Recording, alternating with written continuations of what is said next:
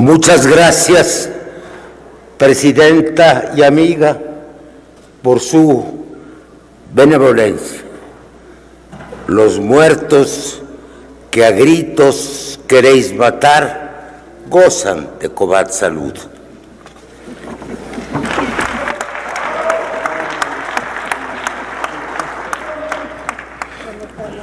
Lo primero en cuestión dije al tomar posesión de la presidencia de la mesa directiva de esta Cámara es definir si merece su nombre de honorable Congreso de la Unión.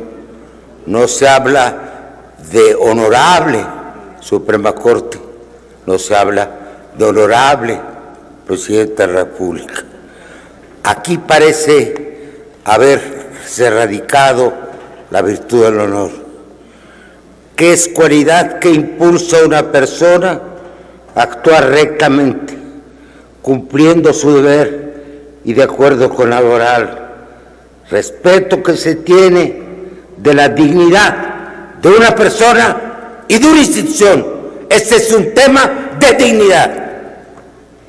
Me opongo con toda la fuerza de mi ser a una violación tan flagrante, innecesaria y absolutamente revertible de la Constitución.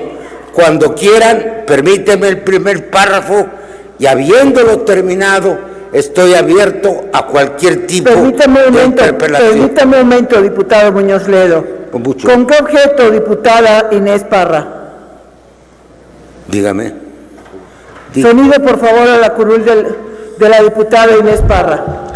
Para hacerle una pregunta, presidenta, al compañero diputado Porfirio Muñoz Ledo. Diputado Muñoz Ledo, ¿acepta usted una pregunta de la diputada Les he hecho Inés saber Parra? a mis compañeras y amigas y compañeros y amigos que aceptaré todas las preguntas, si es necesario, hasta el amanecer, con tal de que me dejen terminar el primer párrafo. Si le parece, diputada, permita, por favor, que concluya su primer párrafo y enseguida le doy la palabra. Adelante, diputado Muñoz Ledo. Bueno, decía que la única institución de la República a la que la designamos con carácter de honorable, que es el depósito de la dignidad humana, institucional y en este caso del orden constitucional de la República. Termino. Me opongo con toda la fuerza y convicción de mi ser, con todo el esfuerzo memorioso que hemos hecho desde 1988 para instaurar en el país un orden democrático y no una república autoritaria, a este insensato proyecto de volar la condición política del país. Puedes preguntarme. Diputada Inés Parra, ¿puede usted formular su pregunta? Sonido, por favor, a la curul de la diputada Inés Parra.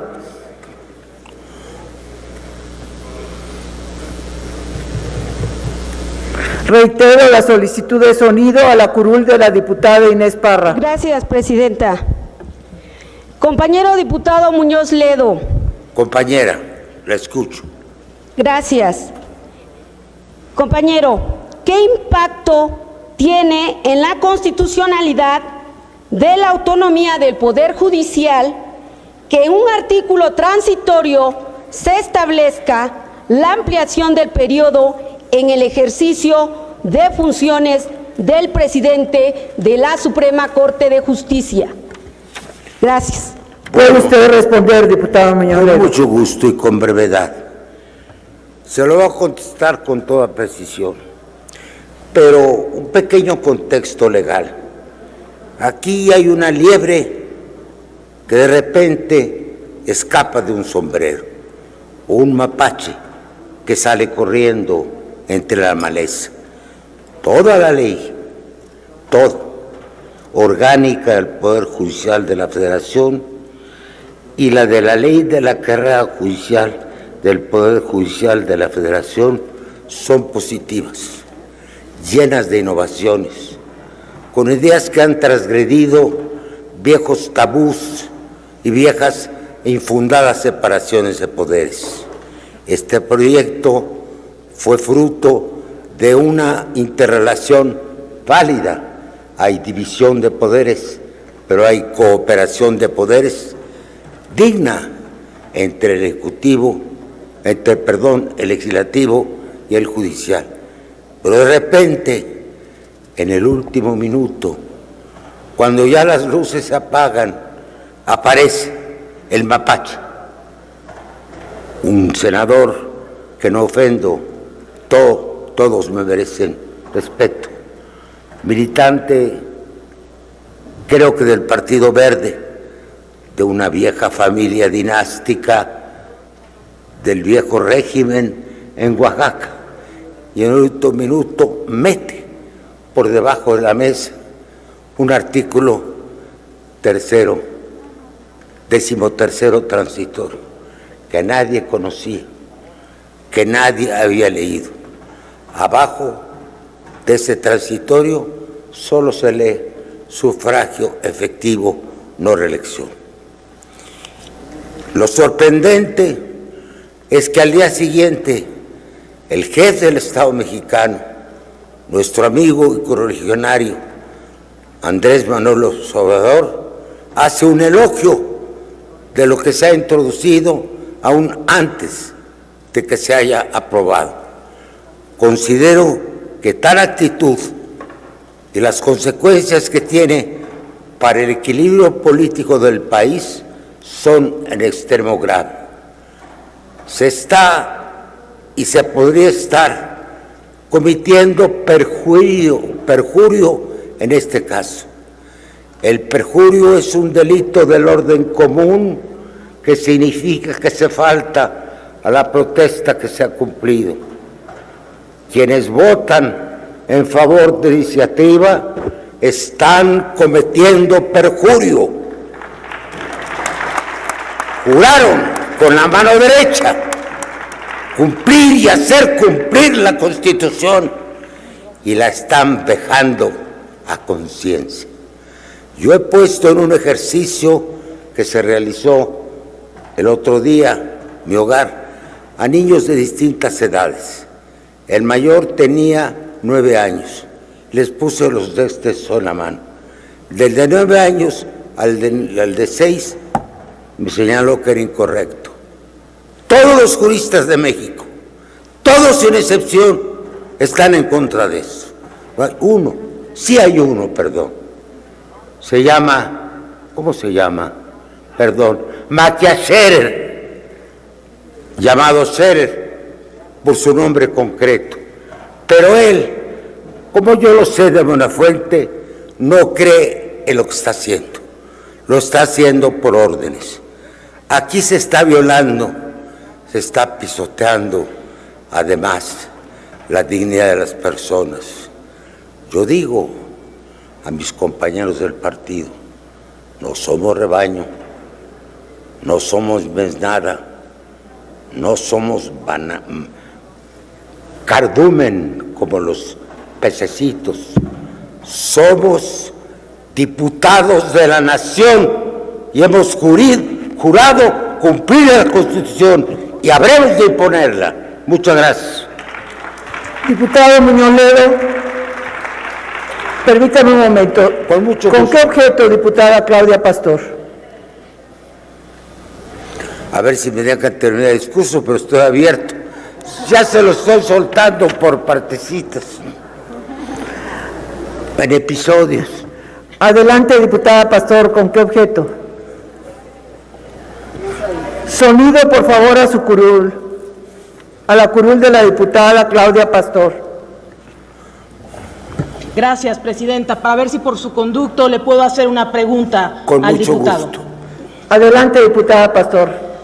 Gracias, presidenta. Gracias, diputado y admirado Porfirio Muñoz Ledo. Gracias, Claudia. Mi pregunta es la siguiente. Si usted tuviera una opinión que dar para el presidente de la Suprema Corte de Justicia de la Nación, Arturo Saldívar, ¿qué le diría en relación con esta propuesta que hoy nos propone el grupo Ya le mandé mayoritario? 2 mensajes y también a los miembros todos del honorable le atribuyo sí a la Suprema Corte, pero reflexionando anoche creo que me equivoqué, porque pensaba yo hasta ayer en la noche, a veces la cavilación nocturna ayuda a la reflexión. Le decía yo, Arturo, lo conozco hace más de 25 años, como compañero académico, es un hombre impecable, es un gran abogado y es un juez absolutamente insobornable. Arturo, ¿qué te cuesta? Haz un gesto, di, no me interesa reelegirme. Yo decía, ¿por qué no me hace caso? Pero me di cuenta anoche que ha tenido un silencio muy talentoso. Le llamé ayer todavía en un programa de televisión el presidente de la Corte silente. ¿Qué ha pensado Arturo? Muy sencillo. Él no tiene por qué pronunciarse. Este asunto no está en su jurisdicción. Se está trabajando, se ha planteado por diputados y senadores de diversas bancadas una acción de inconstitucionalidad sobre esta propuesta y resolución vejatoria. Quiero decir que cuando se presentó un tema semejante y la Corte falló, era otro momento, era otro instante de la historia de México, a favor de que se prolongara el mandato de un, por cierto, el que le llaman el magistrado Billetes, del poderoso Tribunal Electoral del Poder Judicial de la Federación. Hubo cuatro, lean antes de hablar, infórmense, 4 ministros de la Corte que votaron en contra, encabezados por Arturo Saldívar. Y los 4 están todavía en la Suprema Corte, perderán.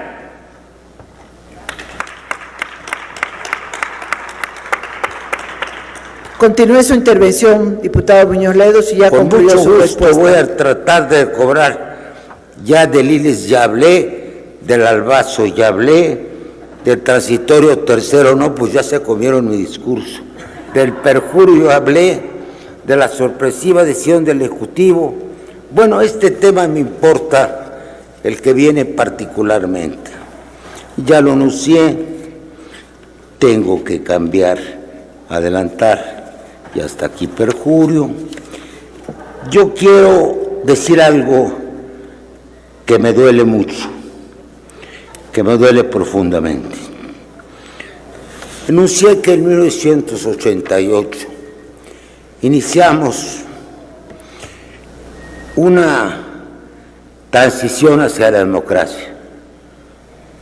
Muchos mexicanos, destacadamente el ingeniero Cuauhtémoc Cárdenas, la doctora Ifigenia Martínez Hernández, su servidor, y pronto se nos unieron miembros de otros partidos. Acabo de contarle a Juan Carlos brevemente una conversación que tuve con ese hombre cabal, paisano de nuestra presidenta, no paisano, sino que tuvo un éxito en la península excepcional, Manuel Cloutier. ¿Qué ocurrió? Que iniciamos el tránsito hacia un México democrático. Tuvimos muchas penas, muchos pesares. Perdimos, aparentemente fue el fraude electoral más espantoso, más vejatorio de la historia conocida del país.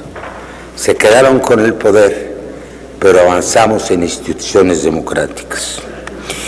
Lo que más me duele y lo que más me hiere es la violación de mis compañeros de partido, herederos, ya no diré legítimos, yo creo que ya son ilegítimos del movimiento que iniciamos.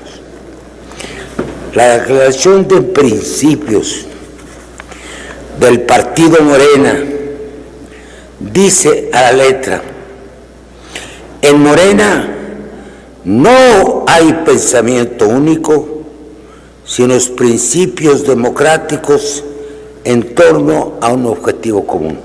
Y describe cuál es el objetivo común. Trabajamos para que México se consolide como una nación diversa y pluricultural, fundada en la libertad de creencias y de cultos, en la equidad de oportunidades para todos los mexicanos, reduciendo las desigualdades entre los que más tienen y quienes menos poseen, y para acabar con toda forma de explotación y de opresión. Nos pronunciamos por conducir nuestras actividades por medios pacíficos y por la vía democrática. Artículo 9. De entre todo lo que se pisotea, no es quizá lo más importante. Desde luego que no lo es, pero es lo que más me duele. Al punto de estar cerca, muy cerca, de una decisión que ustedes adivinan. En Morena habrá libertad de expresión, de puntos de vista divergentes.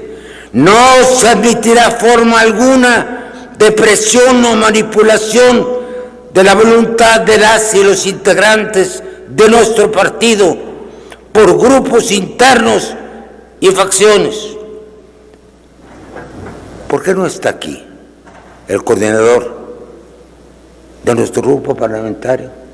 Permítame un momento, diputado Muñoz Ledo. ¿Con qué objeto, diputado Enrique Ochoa? Gracias, presidenta. Quisiera pedirle por su conducto, si le puede preguntar al diputado Muñoz Ledo si me acepta una pregunta. Diputado Muñoz Ledo, ¿acepta usted una pregunta? Con mucho gusto, distinguido diputado y amigo. Adelante, por favor, diputado Ochoa. Gracias, presidenta. Diputado Muñoz Ledo, en su experiencia como académico, ¿qué efectos tiene una determinación como la que hoy se discute en la evolución de las democracias de América Latina?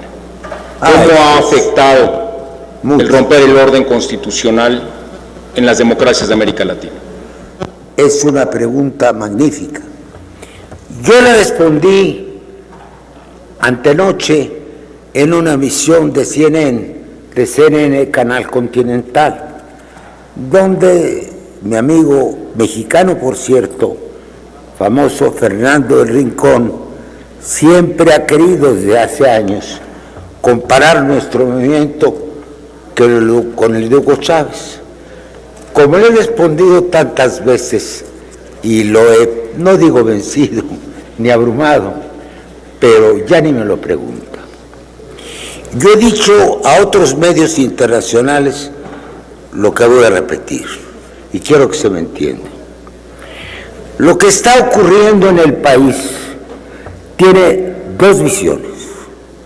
Estamos, por una parte, llegando a lo que algunos actores llaman bifurcación de la historia. Este es un momento de no retorno. O nos vamos de un lado o nos vamos del otro. O nos vamos hacia la democracia o nos vamos al autoritarismo. El dilema de Europa en los años 30 del siglo pasado, antes de la guerra, había un socialismo democrático y había un socialismo duro. ¿Qué pasó? Que la cercanía de los acontecimientos belicosos hizo que se dividieran en dos. De un lado quedó en el Frente Popular el socialismo democrático y del otro lado el nacionalsocialismo, conocido como nazismo y como fascismo. Ese es el momento que estamos viviendo en la historia de México. Yo quiero decir que tengo sin embargo, y lo adelanto, quería decirlo al final, pero así son las cosas, una opinión relativamente optimista de lo que está pasando. Porque estamos viviendo como una máquina que acabamos de armar o de comprar, si funciona en México, la máquina de la democracia. Y de alguna manera está funcionando, con excesos, con intemperancias, pero está funcionando. Si esta honorable asamblea, ya lo hizo, vota a favor de ese patético proyecto, habrá una Suprema Corte que vote del otro lado. No tengo la más absoluta duda, la menor duda de que a la Corte, y he dado mis razones, fallará a nuestro favor. Y entonces podemos echar a andar el círculo virtuoso de la democracia, a la que todos deben acostumbrarse. No digo que no, a veces elevemos el tono, no digo que no seamos enjundiosos, no digo que no renunciemos a nuestra libertad de palabra, pero cuando estuve en funciones de presidente de la mesa, recordarán que tuve el mayor cuidado por el ejercicio de respeto de mis compañeros a tomar la tribuna, pero como lo manda la ley, el respeto a la Cámara misma y a nuestra calidad de representantes del Congreso de la Unión.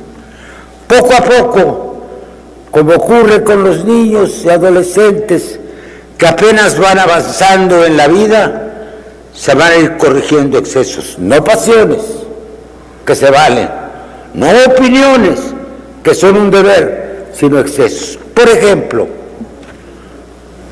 yo no le pido a ningún presidente o presidente consejero de una institución autónoma del Estado que deje de dar sus opiniones, pero le he dicho a quien me refiero, que es mi amigo, que lo haga no como una actitud personal, porque él es el presidente de un cuerpo colegiado, y no de una manera rejosa, sino imparcial. Y le he recordado que la madre de todas las autonomías en México es la Universidad Nacional Autónoma de México, y le he recordado en diversas ocasiones el papel digno e histórico que cumplió el rector Javier Barros Sierra en días ominosos para el país. Toda la dignidad de la universidad, sin ninguna estridencia. Del otro lado, me parece inconcebible que miembros del movimiento que junto con otros partidos dejó el legado primero de un IFE y luego de un INE, vaya a hacer espectáculos bochornosos dignos de una cantina guerrerense. Eso es lo que tengo que decir. Diputado Muñoz Ledo, tengo varias solicitudes de preguntas para usted. Ya voy cerrando. Permítame irlas desahogando para ver si usted las acepta. No, yo las voy a contestar de una manera más ágil que un discurso que puede resultar acartonado. Gracias, diputado. El diputado Elías Elisha Abimeri, del Grupo Parlamentario del Partido de Acción Nacional, para formular preguntas, según me informó aquí la mesa. Adelante, por favor.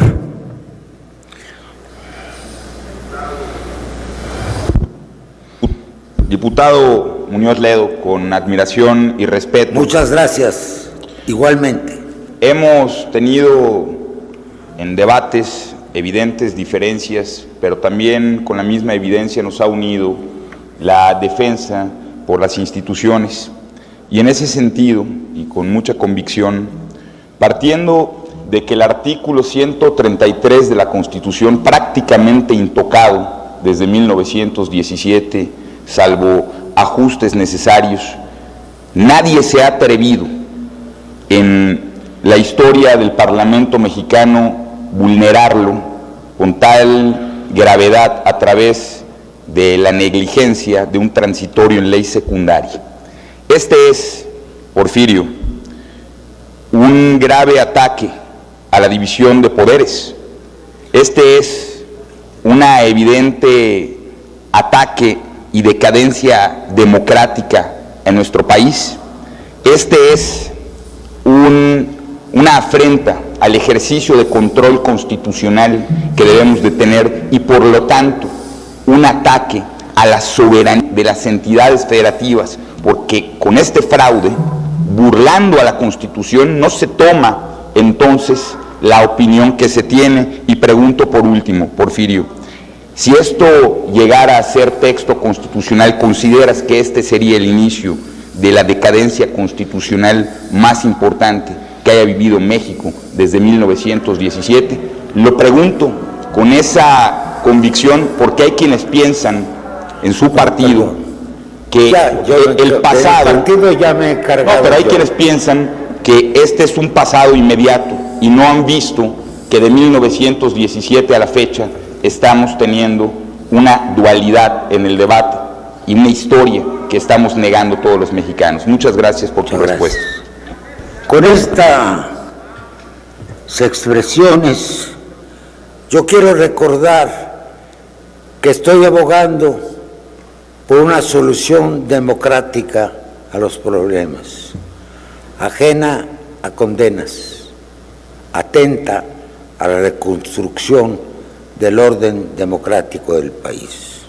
Y quiero recordar que esas instituciones no las ha construido un solo partido. Reconozco, y es importante, un episodio fundamental para la vida del país, cuando por primera vez un diputado de la oposición asumió en la larga historia de México la presidencia de la Cámara de Diputados y la presidencia del Congreso de la Unión.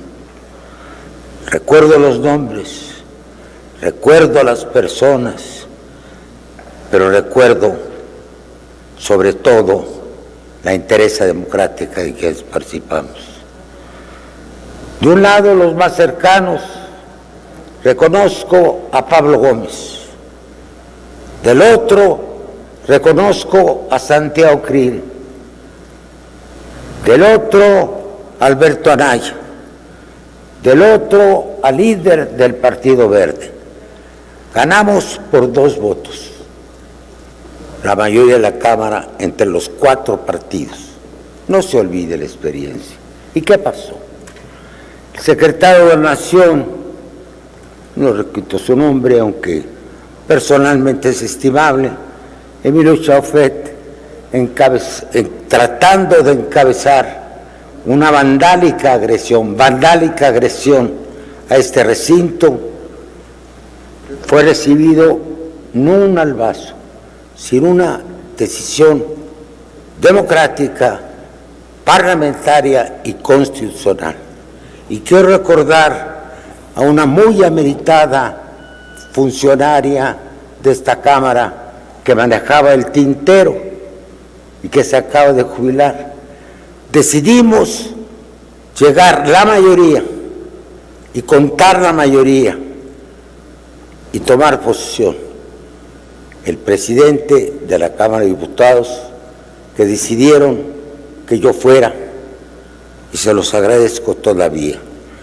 Y ocurrió que entró una turba de gentes muy agresivas del partido oficial para obligarnos a que nos retratáramos del acto y podríamos entrar a una negociación, lo digo en ese tono, y dijimos que no. Me acuerdo a Pablo y a Carlos Medina Plasencia diciéndoles: no nos movemos ni un centímetro. Esa actitud no fue obra de un hombre, no fue una obra de un grupo, no fue la obra de un solo actor. Fueron primero los electores por una pequeña diferencia, nos dieron 2 votos de más a todos los partidos de oposición. Ahí comenzó a escribirse una nueva historia parlamentaria del país. Todas las reglas se modificaron. Por vez primera el reglamento se aplicó en sus términos. Y debo reconocer el talante democrático que finalmente demostró el presidente Ernesto Zedillo, porque a él se debe también la renovación de la Suprema Corte de Justicia de la Nación en acto anterior a este, en 1994, y la admisión de los recursos de constitucionalidad que ahora tenemos. Él tenía una inmensa preocupación por el tema económico. Esa era su verdadero pesar, y fue, y lo quiero reconocer aquí, dúctil y amable al final el tema democrático. Recuerden, casi ya no hay ninguno, estaré aquí Pablo, nada más faltaría, y tú, a Marco. Entonces le mandamos decir, primero quiero relatar la anécdota para probar que estamos tratando de reconstruir la democracia. Primero me eligieron y según la ley yo dije comunicarse al presidente de la República, le hablé por teléfono, no me contestó. Me contestó el secretario particular, le dije pásele el mensaje, pues quizás sean modos nuevos, o está enfermo de alguna enfermedad crónica o súbita. Bueno, segundo, revisamos las leyes y los reglamentos. Primero, el jefe del Ejecutivo debía llegar solo al Congreso, sin ayudantes y sin ningún elemento militar. Le hablé al director del Colegio Militar y le dije, perdone usted, señor director general, pero pues no pueden ustedes estar aquí armados. Y con una gracia y dignidad me dijo, ¿a poco usted se cree que traen espadas en los cintos? No, hombre, son de ornato. Nunca ha habido un hombre del Colegio Militar en la Cámara. Bueno, y le dijimos el breviario que tenía que hacer, entrar solo, sin ningún ayudante, y a punto que llegara a las 5 de la tarde, desde todos los informes, porque hacía el reglamento. Era muy antiguo y en México a esa hora hacía mucho calor y los presidentes, como se ve todavía en las fotografías del general Calles, venían de levita, entonces pedían que fuera por la tarde para que no fuera tan caluroso. Entonces llegó el presidente, lo recibimos y yo vi a mi izquierda ahí parado un solo hombre que identifiqué que era el subdirector del Estado Mayor. Le dije, mi general, acercó. No puede estar ningún militar, no vengo como militar, vengo como auxiliar del presidente de la República. Bueno, entenderá usted que si no hay ningún ayudante, ¿quién le va a entregar los librotes del informe? Ahora se entrega en una sala contigua. Entonces, había aquí en esta Cámara todavía, en la sala de reporteros, cuando le pasan al presidente legajo, y entonces estaban acostumbrados que el presidente de la Cámara se levantaba a recibirlos. En cualquier parlamento del mundo, el presidente de la Cámara, como ocurre desde entonces, jamás se para, mientras esté en función. Y entonces creía que iba para ahí y se le cayeron los libros. Entonces hay una foto que se llama la foto del desdén, es decir, parece que tiene una inclinación. Ese día creo que quedaron teóricamente resueltas las cosas, porque tuve algo de un acierto y se los agradezco, una frase que quedó contundente de los fueros de Aragón, en la Alta Edad Media, cuando le dice en los fueros un señor a otro, nadie es más que nos, y todos juntos valemos más que vos. Punto final. Aquí hay para siempre equilibrio de poderes. Y eso es lo mismo por lo que estamos peleando ahora. Y lo vamos a ganar. Perdón que me extendí. Gracias, diputado. Tengo otra pregunta que desea formular la diputada Verónica Juárez Piña. ¿Acepta usted la pregunta, diputado Muñoz Ledo? ¿Cómo no? De Verónica. Adelante, diputada Juárez Piña. Con su permiso, presidenta. Diputado Porfirio Muñoz Ledo, se ha argumentado por parte de quienes defienden este lamentable transitorio que no estamos ante una reelección, sino ante una ampliación del mandato y por consecuencia que no contraviene nuestra Constitución. ¿Qué opinión te merecen estas expresiones, diputado Muñoz Ledo? Pues creo que lo había dicho en otras palabras. Cité incluso que le había puesto los textos, y es cierto, a niños de 6 a 9 años. Dice claramente la Constitución que el mandato de la presidencia de la Suprema Corte de Justicia durará 4 años, que no se admitirá ninguna reelección para el periodo inmediato. Alargar el periodo es un supuesto no contemplado por la Constitución y es una reelección disfrazada. Dije también que no hay ningún jurista en el país que haya opinado en sentido distinto. Y el que lo hace, que es el consejero jurídico de la presidencia, sabemos todos que no lo cree, porque es muy buen abogado. Es un asunto absolutamente claro, inobjetable, nadie lo ha objetado. He organizado programas de televisión, he hecho muchas audiencias públicas estos días en México y en el extranjero, con moderación cuando es al extranjero, debo decirlo, quizá porque fui diplomático, cosa que no me deshonra. Soy cuidadoso cuando hablo al extranjero, porque estamos hablando de México. Pero es indudable, no hay nadie que haya dicho lo contrario. Que yo sepa, sano quienes actúan por consigna. Por eso me extraña, lo repito y lo voy a seguir repitiendo, la ausencia del coordinador del grupo parlamentario de Morena. ¿Puedo hablarme un poco? Ahí está Nacho. Nacho, qué gusto. Nacho Mier, no transmitas instrucciones, no se vale. No se vale, Nacho, porque tú eres un hombre de bien. Y permíteme, déjame terminar, estoy respondiendo y te toca a ti. Y además, no se valen las triquiñuelas. Traigo aquí el nombre de 2 compañeras que en la primera ronda de la Comisión de Justicia opinaron en contra del proyecto.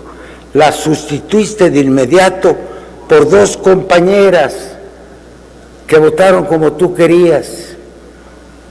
Acepto tu pregunta, Nacho. Permítame un momento, diputado Muñoz Ledo. Antes, no sé si el diputado Ignacio Mier quiere formular una pregunta o desea, por alusiones personales, el uso de la palabra. Pero todavía tengo enlistados otros 2 compañeros, una compañera y un compañero diputado que desean formularle preguntas, diputado Muñoz Ledo. Por decisión de la presidenta de la mesa, anuncio que por antigua relación de amistad y lo que nos une como miembros de un mismo partido, estaré verdaderamente encantado de recibir la pregunta de Ignacio Mier, que trataré de contestar, no con brevedad, pero sí con absoluta contundencia. Compañeros diputados que están enlistados también, demos preferencia al coordinador del Grupo Parlamentario de Morena, el presidente de la Junta de Coordinación Política de la Cámara de Diputados y un muy buen amigo del diputado Porfirio Muñoz Ledo. Por favor, diputado Ignacio Mier, tiene usted el uso de la palabra. Gracias, presidenta. Primero, decirle nuevamente a mi amigo y maestro Porfirio Muñoz Ledo que desafortunadamente no tengo ninguna pregunta que hacer. Me voy a referir a alusiones en el momento que la presidenta me lo autorice. ¿A qué? ¿Alusiones? Alusiones. Ah, en el bueno. momento que perdón. la presidenta lo autorice, de tal manera, presidenta, que me sujeto a las atribuciones que le confiere la ley y el reglamento. Gracias, diputado. Será al final de la intervención del diputado Muñoz Ledo. Tendrá usted el uso de la palabra por alusiones. Tiene la palabra para formular su pregunta Marco Antonio Adame. Marco Antonio, a tus órdenes.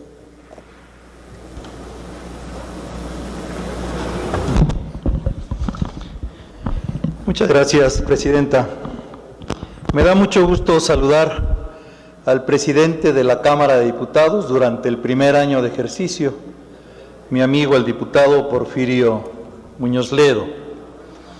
Celebro que durante su intervención haya hecho memoria del arribo de la pluralidad plena a esta Cámara en la 57 legislatura que tuvimos la oportunidad de compartir, y también la expresión que ha tenido respecto a esta visión de que esta noche es como una suerte de parteaguas, un punto de inflexión en el curso de la vida democrática del país, una bifurcación.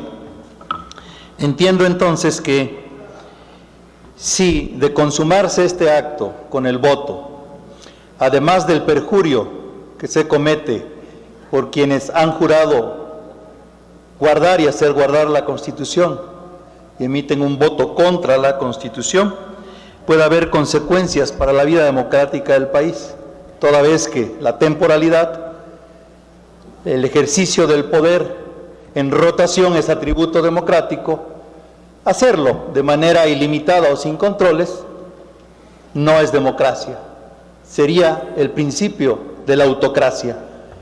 ¿Qué comentario le merece esta expresión? Yo tengo una clara impresión y una visión de medio plazo que me hace pensar que en esta bifurcación se tomará el camino correcto. Y no es solamente un buen deseo, he dado mis razones, puedo leer antecedentes de cada uno, pero sería largo. Traigo, por cierto, aquí un currículum de 27 páginas del señor presidente de la Suprema Corte de Justicia, que revelan que no sería capaz de ninguna forma de abyecta complicidad. Esto se va a resolver, y su bancada lo sabe muy bien, porque no sé si fue el primero o el segundo de los grupos parlamentarios que ya empezaron a hablar y a actuar en favor de una controversia, de una acción de inconstitucionalidad. Tengo los nombres, no sé si valga la pena leerlos. Todos votaron en contra de la pretensión perversa de alargar el periodo del llamado, ya lo dije, ministro Billetes de la Suprema Corte, del Tribunal de Justicia Electoral. Son los mismos, por su prestigio y por el centro de los demás. A Seminario está la magistrada Piña, está Fernando, de memoria decir, está Fernando Franco, está Ortiz Mena, están todas las gentes que votaron la otra vez contra esa pretensión. Hay otros que votaron en contra, pero son minoría. Perdón, mi memoria los traía, pero a veces los lentes me fallan. Está Lainez, desde luego, que estuvo del otro lado. En fin, no voy a mencionarlos. Si encuentro la ficha, se los leo. Entonces, yo tengo una opinión positiva de lo que va a pasar, porque no creo que el agua vaya a desbordarse. ¿Por qué? Porque el Ejecutivo no ha violentado la ley. No, ha dicho las cosas a su modo. Trae bastantes tensiones, presiones previas a las elecciones, fundamentalmente con el Instituto Nacional Electoral, pero yo siento que ahí el conflicto está amainando. Yo no veo que haya, y no creo, porque lo conozco desde mucho tiempo, un acto de ilegalidad del Ejecutivo. Presionar a sus compañeros no me gusta éticamente por los principios del partido, pero no es ilegal. Aquí hay una circunstancia que a veces no es fácil explicar en un país presidencialista. La diferencia entre jefe de Estado y jefe de gobierno, que fue precisamente lo que dije hace rato. En cualquier democracia parlamentaria, el jefe de Estado, incluso el gobierno federal de los Estados Unidos, acude a la inauguración del Congreso para decir Address of the Union, le llaman allá el discurso del Congreso. En México ocurre desde las Cortes de Cádiz. En las Cortes de Cádiz decía la Constitución que el rey acudirá a las Cortes y dirá un breve discurso correspondiente a las circunstancias. Es un discurso respetuoso. Por eso le pedí respetuosamente a Ernesto Zedillo, presidente, le dije, ya trajo usted su discurso, ahora vuelva como jefe de gobierno a responder.